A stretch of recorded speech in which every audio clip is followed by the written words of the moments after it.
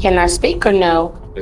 You're going to do probable cause, and then anything you say to me will go in one ear and will go out the other. Because I think that you are a deep and utter danger to our county, and nothing will protect our citizens from. That judge refusing to listen, it wasn't just anger, it was resignation. Because what you didn't see in those seconds is the specific promise this man made and the brazen way he shattered it. This is the state versus Mr. Hernandez.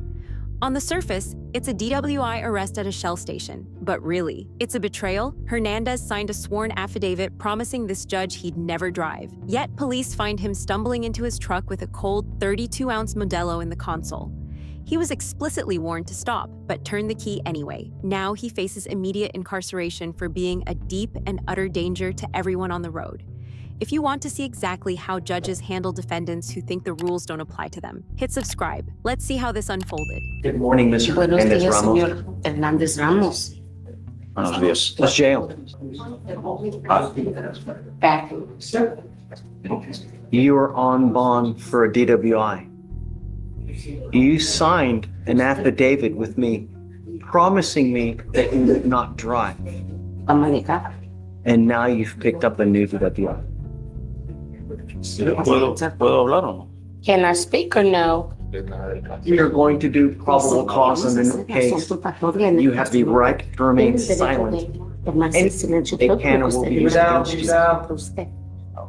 You have the right to have an attorney present. If you cannot afford one will be appointed to you, sir. Okay. Not a problem. Thank you, Judge. Judge, on May 4th, 2025, officers were at a Shell gas station and observed the defendant near the driver door of his vehicle and observed what appeared to be an open container in a black plastic bag on the center console of the truck. The defendant was visibly intoxicated with unsteady gait, balance, and almost fell attempting to enter his vehicle. The law enforcement officer advised the defendant in Spanish it was probably not a good idea for him to enter his vehicle in his condition, which he acknowledged and did not enter the truck. Once officers returned to their vehicle, officers observed the defendant in the driver's seat of the pickup truck and was seen turning the vehicle on. Officers at this time began a DWI investigation and observed the odor of alcoholic beverage on the defendant's person and breath. The defendant also had poor balance and gait and was having to lean on his vehicle for proper balance. The defendant spoke in slurred Spanish and, when asked, admitted to drinking prior to driving. The defendant stated he had drunk 2 12-ounce beers at home prior to arriving at the gas station and had only eaten tacos at approximately 12 p.m. earlier in the day. This time, upon observing the inside of the vehicle, there was no container found of 32-ounce Modelo bottles. That was cold to the touch. The law enforcement officer then carried out standardized blood sobriety test and observed 6 out of 6 clues on the HGN, 6 out of 8 clues in the walk and turn, and 3 out of 4 clues on one leg stand. Question. The defendant consented to a breath test in 0.185 and 0.186. Where was this? I'm pretty sure you said it. I just. Shell gas station? In Harris County, Texas.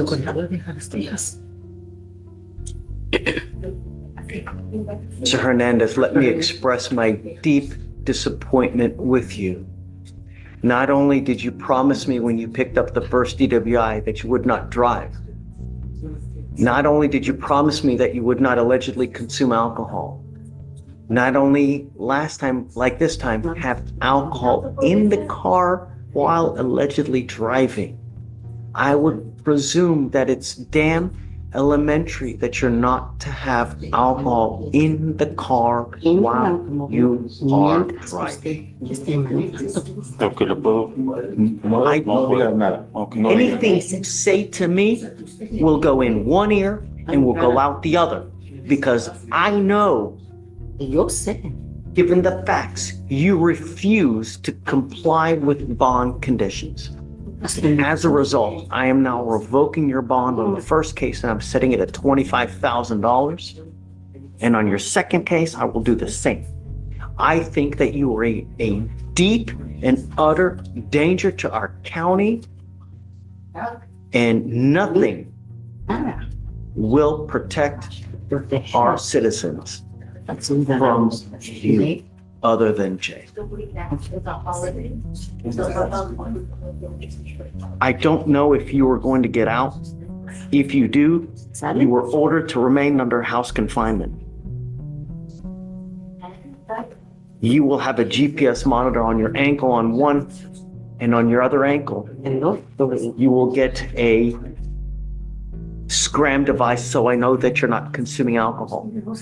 I am now going to decide whether I'm going to have a contempt hearing, because now you could be facing an additional 6 months in jail for violating, or perhaps violating, this affidavit that you signed promising us you're not going to drive.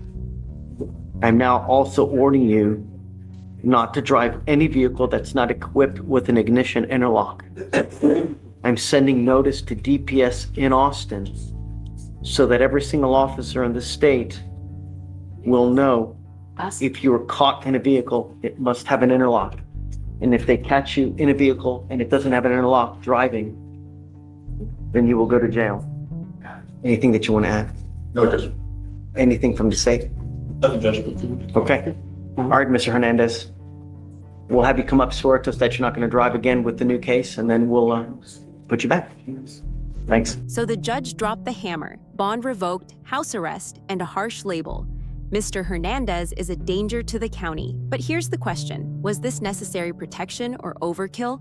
The court prioritized safety, but is locking someone down this hard before a trial fair? Comment below, Team Judge, saving lives, or Team Defense. Hit like if you respect a judge who doesn't play games. Share this with anyone who thinks bond conditions are just suggestions.